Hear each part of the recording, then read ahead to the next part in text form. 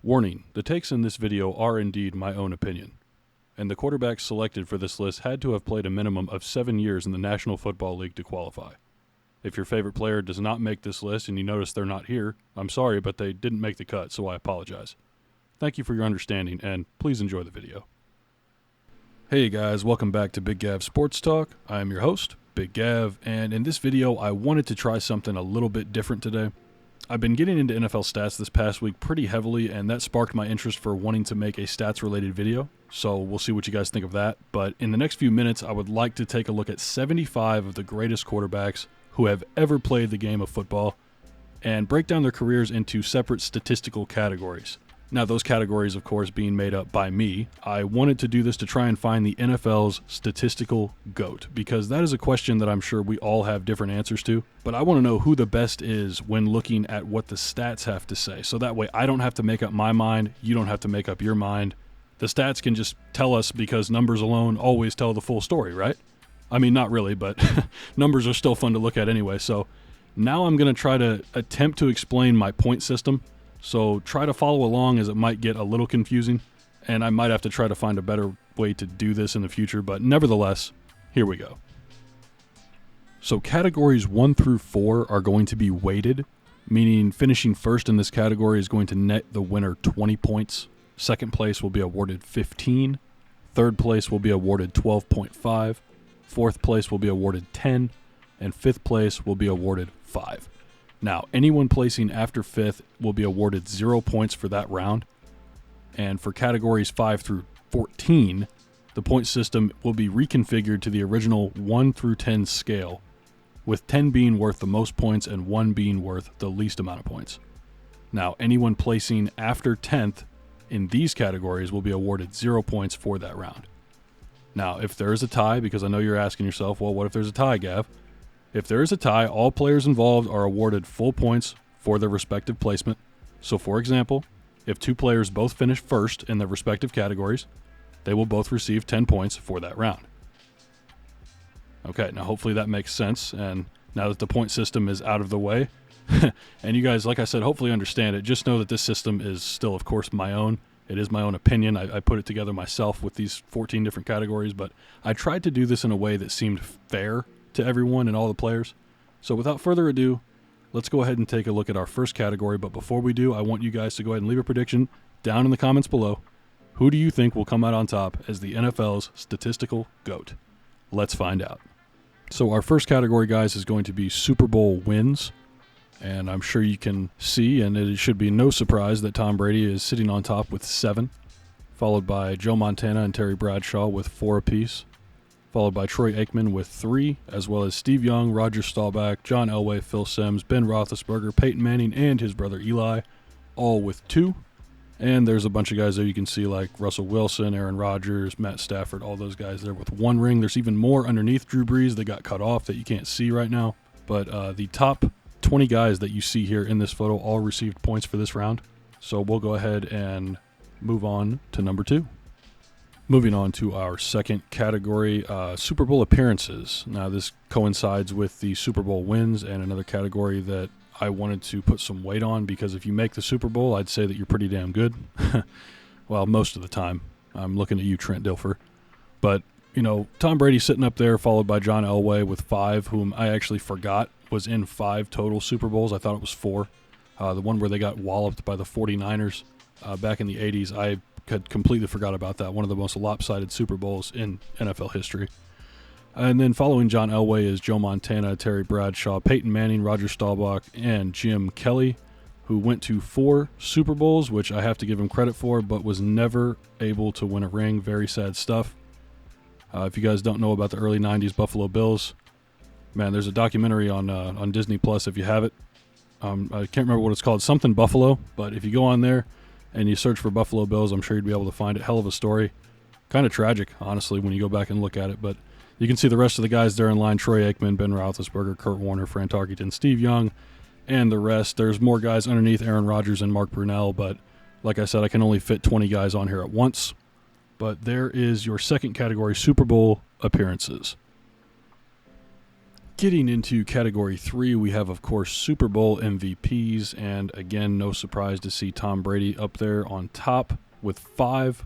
I know people are probably tired of seeing him already, but, I mean, the guy's just good at football. I don't know what else to tell you, and I'm just going in order here. But following Tom Brady, we have Joe Montana with 3, and then following Joe, we have Terry Bradshaw and Eli Manning with 2 apiece, and tied for 3rd, followed by John Elway, Roger Staubach, Peyton Manning, Troy Aikman, so on and so forth. There's a lot of guys down there with 1 Super Bowl MVP apiece. All the way down to Joe Namath when he won his all the way back in 1969, and Super Bowl III, defeating the heavily favored Baltimore Colts and Johnny Unitas. I tell you what, if you haven't seen Super Bowl III or haven't seen the highlights of Super Bowl III in a while, definitely go and give those a watch, man. Those will give you chills, especially when it's NFL Films pairs it together with Joe Namath and his interview saying that he guarantees the Jets will win the football game. He said, I'll guarantee it. We'll win the football game. I guarantee it. Pretty cool stuff there. But let's go ahead and jump into our next category. And in this next category, we have regular season MVPs. This will be the last of the weighted categories. So instead of Tom Brady receiving 20 points this time around, we have Peyton Manning coming in on top with his NFL record 5 regular season MVPs, followed by Aaron Rodgers with 4. And following Aaron Rodgers, we, of course, have Tom Brady. You knew he was going to be on here somewhere, right? But he is tied for 3rd place with Brett Favre and Johnny Unitas with 3. And behind them, we have Joe Montana, Steve Young, and Kurt Warner. And then rounding out the list, we have a dozen guys down there with 1 MVP apiece. And, of course, everyone on this list received credit, whether that was 20 points or 5 points. Everybody did receive points on this list, depending on where they finished. But it's nice to see somebody on top that's not Tom Brady to try to make this a little bit more competitive. But I tell you what is really interesting about Peyton Manning is that he came into the league in 1998, if I'm not mistaken, and won 5 MVPs, but his last one came in 2013 with Denver. But he retired in 2015. So, I mean, the guy was 2 years removed, or 2 years out, I should say, of retirement, and still was able to play at a high enough level to where he was winning MVPs. I mean, we talk about Brady playing into his twilight years. I mean, I know Peyton was younger, but think about that. He was done after 2 years. I mean, you could tell that he was done in 2015. I mean, he just was over. His body couldn't handle it anymore. But 2 years prior, and he's winning MVP of the entire NFL. I mean, that's impressive stuff, at least the way I look at it. But let's go ahead and move on to our next category. All right, and starting off round 5 and the first of our 1 through 10 scale categories, we have touchdown to interception ratio. And this one is just absolutely mind-blowing when you look at it, because one of these things is not like the other, and that is, of course, Aaron Rodgers coming in at number 1 with a touchdown interception ratio of 4.83. This man almost throws 5 times as many touchdowns as he does interceptions. I mean, this is unprecedented stuff. It's actually incredible. I mean, when I was going through here and calculating these stats, I had to like triple, quadruple check Aaron Rodgers because I could not believe that it was that high. I mean, he's a full 1.5 ahead of the next best guy, and that's Russell Wilson at 3.36. I mean, think about that. And Russell has a little bit of a cushion between him and Tom Brady, who's in 3rd. But the gap between Aaron Rodgers and Russell Wilson is just absolutely incredible. I mean, look at the gap between Aaron Rodgers and Dan Marino down in 20th. I mean, 1.67 to 4.83. And Dan Marino was a great quarterback. I mean, he's regarded as one of the best quarterbacks of all time. And Aaron Rodgers is blowing Dan Marino's numbers out of the water, at least when it comes to touchdown-interception ratio. I know it's just one statistic, but that is such a big part and a big facet of today's game. 4.83. I can't get over it. That's incredible. Incredible stuff. How about Kirk Cousins, though, making an appearance? Derek Carr, Drew Brees, Matt Ryan. You know, some guys, Andrew Luck even, Matt Stafford. And you got guys, Donovan McNabb. You got guys in here that you wouldn't expect to see anywhere else. And, I mean, that's pretty cool when it all comes together. That's why I wanted to make so many categories and make the different point values so that guys could receive these points. So you could see these guys and their accomplishments and how they stack up against each other. But we've spent too much time on this one. Let's go ahead and move into our next category. So getting into our next category, we have all pro selections for their career. Obviously, we have Peyton Manning on top with 7. I believe that is an NFL record for quarterbacks. Then he's followed by Johnny Unitas Aaron Rodgers, and then there's a bunch of guys that have 3 with Tom Brady, Steve Young, Joe Montana, Dan Marino, Brett Favre, John Elway. You have a group of 3 guys there with 2 apiece, and Rich Gannon, Kurt Warner, and Dan Fouts. And then everybody that received 1 on this list did receive credit. They got 1 point apiece for making the cut. There were other guys that made all-pro selections once, but these were the guys that, out of the rest that made the cut, I felt that they were more deserving based off other things that they did throughout their career. So that was a personal decision to leave them on the list. But, take that with a grain of salt, or for what you will. If you want to make your own list, go make your own list. But these are the guys that I decided to make the cut for this statistical category. So let's go ahead and move on to our next one, which is Pro Bowl selections. It goes hand in hand with All-Pro. A little less meaningful, but still pretty impressive nonetheless. Obviously, Tom Brady making his way back to the top again with 15, because the guy just will not retire. Following him, we have Peyton Manning with 14 in second. In third, Drew Brees. And in fourth, Brett Favre. Now, making their way to a tie in fifth, we have Johnny Unitas and Aaron Rodgers. And following them, we have a handful of guys with 9, followed with Joe Montana and Phillip Rivers with 8, Steve Young with 7, and there's a handful of guys with 6 and 5, respectively. Now, next on the list of categories is passing yards per game for their career. Now, this one was really interesting when looking at it because, of course, you have Drew Brees at the top. We knew that he had that spot when he retired, and he still has it. There was a question whether or not Tom Brady was going to break that. He's pretty close, but, he's still 14, 15 yards away from tying him, let alone taking over the spot. So we'll see if he can do that in his last couple years in the league, or whenever he's going to retire. We have no idea, right? But what was really interesting, if you look down there in the 9th, 10th place range there is Kirk Cousins, 260.7. You don't really think of Kirk as a guy that throws for a crap ton of yards. I've seen him hit 300, in back-to-back games, but to consistently get close to 300 week after week, that's pretty impressive. And, maybe some people think of Kirk that way. I know there's some Vikings fans out there that may think of Kirk that way, but as somebody that only watches the Vikings twice a year, typically, whenever they're playing Chicago, to see Kirk wind up with the likes of, Phillip Rivers, Aaron Rodgers, Ben Roethlisberger, that's pretty impressive stuff. He's right behind Kurt Warner and Tom Brady, Matt Ryan, Peyton Manning. He's right there. And to see him in the mix of all these guys, it's pretty incredible. All these guys on here look like Hall of Famers. Maybe the exception of Derek Carr, depending on what he does. I know people have their opinions about Eli Manning and Carson Palmer for sure, and then there's Joe Flacco. But the rest of these guys, they have a real shot, if they're not already in the Hall of Fame, to make the Hall of Fame. That's just really impressive to see a guy like Kirk Cousins up there, having the luck that he's had, unfortunately. But and how about Matt Stafford? All those years on the Lions, people talking about, it's empty stats. He went and won a Super Bowl, for Christ's sake, right? What more do you want from the guy? Sitting third all-time in passing yards per game at 274.7. And moving to the next category, of course, we have rushing yards per game for their career, and you knew this guy was going to be here at some point. Michael Vick coming in on top with 42.7 rushing yards per game, and NFL record, by the way, among quarterbacks still, despite missing 2 years with the whole, dogfighting incident and when he went to prison and all that. Came back with Philly and really reinvented himself, I should say. But moving away from that, I know it's a touchy subject for some people. Coming in second with Cam Newton, the Superman, of course, getting real close there.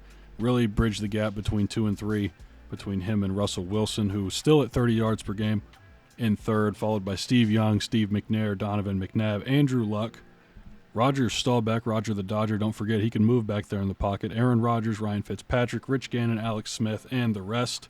Surprised to see Archie Manning in there, but then when I thought about it, he did play for the Aints back in the 70s. There's a reason I left the S off of there. Go ahead and say it back to yourself.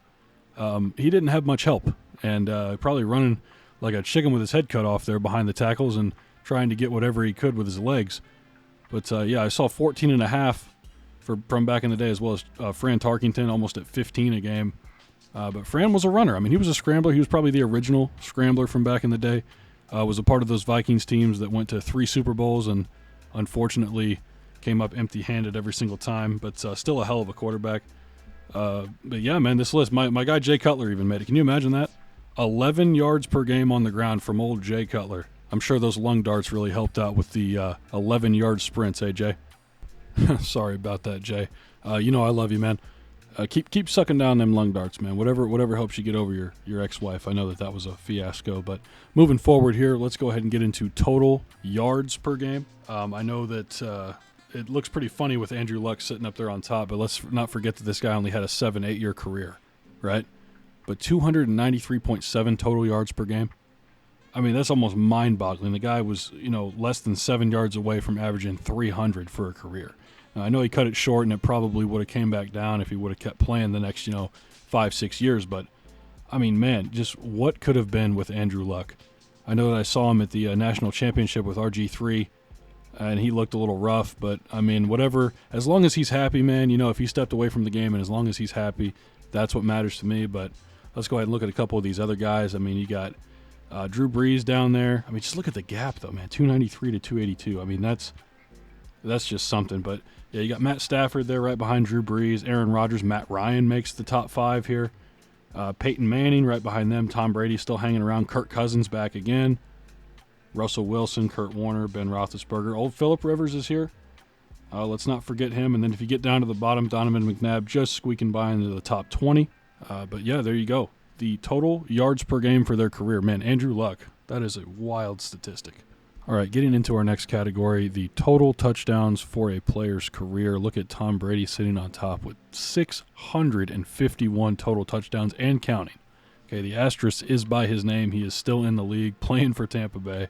Next season coming up, he could, if he has an amazing season, he could very well eclipse 700 total touchdowns this season, folks. Think about that. I mean, it's unlikely. It's unlikely, but I mean, it's not out of the realm of possibilities, right? If this man gets 700 touchdowns, I mean, wouldn't that just make him the GOAT? Especially, he already has 7 rings. I mean, if he gets an 8th one, even. I mean, I know it's crazy to think about. Probably unbearable to think about. I mean, especially if you're one of the avid Tom Brady haters out there. But, man, let's just get back to this list here. So we got Drew Brees behind him at 596, 4 short of 600. We got Peyton Manning, 557, Brett Favre, Aaron Rodgers, Ben Roethlisberger, Phillip Rivers, Dan Marino, Matt Ryan, Fran Tarkenton, and Eli Manning. You can see the guys underneath Eli there. Surprising to find out that Carson Palmer has scored over 300 touchdowns in his career. But I forget that, he did kind of revitalize himself in Arizona for a couple years and really added to that total, especially playing with that offense. But, no, it was a very interesting list here. But, man, Tom Brady, 651. That is one hell of a number. And just trying to put that into perspective, I don't know if I'm going to be able to look at that number if he passes 700, to tell you the truth. I'm just going to refuse to look at his stats ever again, right? Okay, now we get into one of my favorite statistics, and that is the career completion percentage. And Drew Brees, man, once again coming in on top at damn near 68%. Considering he played for almost 2 decades, 68% of your passes, almost completing every 7 out of 10 passes, no matter where it's at on the field. I mean, that's pretty impressive. And it also goes hand in hand with the next stat we're going to talk about in just a second. But how about Kirk Cousins coming in at second? Let's just round it up. Let's say 67%.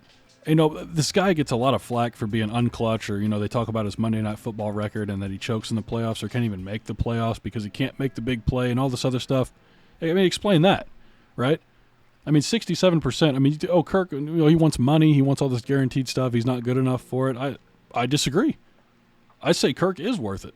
I mean, I know that he's shown up, 3 or 4 times throughout this video on these lists, but it's like, man, I mean, at least give the guy some credit. I know that you can put whatever labels you want on him, whether he's a choker or whether he just can't handle the pressure or whatever. You can tag him with whatever you want, right? But the guy can play. I mean, he's obviously a good quarterback. I think he needs to get a little bit more respect in the league. And you know what? Maybe if he does win a playoff game or 2, or hell, even the Super Bowl, I mean, who knows, right? He'll get the respect that he deserves. But Kirk Cousins is that guy. I promise you that. And then another guy who doesn't get enough respect, Matt Ryan, coming in at third, 65.5% completion percentage. I mean, that's on par with Kurt Warner and Peyton Manning, Aaron Rodgers, Tony Romo, Russell Wilson, Derek Carr. I mean, these are guys who are, Hall of Famers and elite level players. I'm tired of people talking about Matt Ryan like he's not a really, really good quarterback. Okay, just watch this next year when he tears it up with the Colts. But that's a story for a different day. Keep going down the list here. We got Phillip Rivers, Ben Roethlisberger, Steve Young, Tom Brady, Joe Montana, and the rest. How about Joe Flacco coming in 20th? 61.7%. Old Joe Flacco. We forget about him. He's still in the league. He is a free agent, although his contract did expire last season with the Jets. He's still in the league. He is a free agent. Somebody go out and sign that man. Get him on an NFL roster ASAP. Jets, bring him back. Have him hang out with Zach Wilson for another season. And here we get to the stat I said went hand in hand with the completion percentage. We have the career yards per attempt. Now, the reason I say that is because if you have a low yards per attempt and a high completion percentage, you're basically a pussy. Well, I don't think so because, I think it's smart football depending on the way that you play the game. But a lot of people, if you have a low yards per attempt, people are going to think that you're a coward and all you want to do is throw screen passes and out routes, right? But Steve Young, man, I tell you what, going into this, I had no idea. I had not a clue that Steve Young would be anywhere near the top 10, let alone be number 1. I mean, out of all these guys, 8 yards per attempt on average for your throws down the field. I mean, that's pretty remarkable. I know there's a lot of guys on here that are pretty close, especially in the 7.9, 7.8, 7.7 really range. I mean, they're all kind of spread out evenly when you look at it, honestly. But then there's Steve Young. I mean, 8 yards. That's hard to wrap my head around. Even though Kurt Warner and Tony Romo are at 7.9 respectively, to actually hit 8 and surpass 8 because it was like 8.003 or something like that. But that's just really incredible, man. Steve Young. People forget how good Steve Young was. I mean, 2-time Super Bowl winner. I'm sure if he went to another one, he could have won another one. And then there's Kurt Warner, man. I've seen Kurt Warner up in the top 10 or top 5 of these lists more times than I can count throughout this video. And I don't think he gets the respect that he deserves, to be honest. And I mean, you can say what you want. I mean, he's 1-2 in the Super Bowl out of 3 shots. But man, I mean, if Kurt Warner goes 3-0 in the Super Bowl, are we talking about him differently? Is that really all that it took? Because the guy already did way more than he was expected to.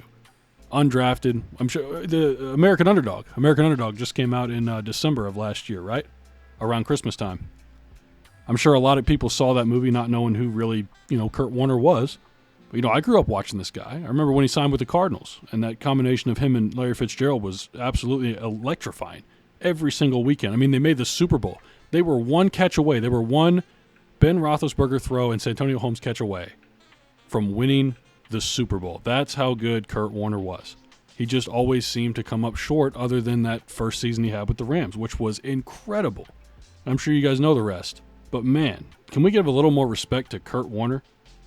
I mean, this guy honestly is, I feel like he's lost to history. He's lost to NFL history.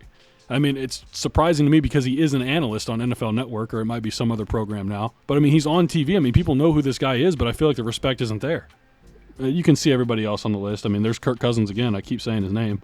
But, Aaron Rodgers, Russell Wilson. There's down towards the bottom, we got Jim Kelly. Kenny Stabler, the Snake. He made this list. Joe Namath.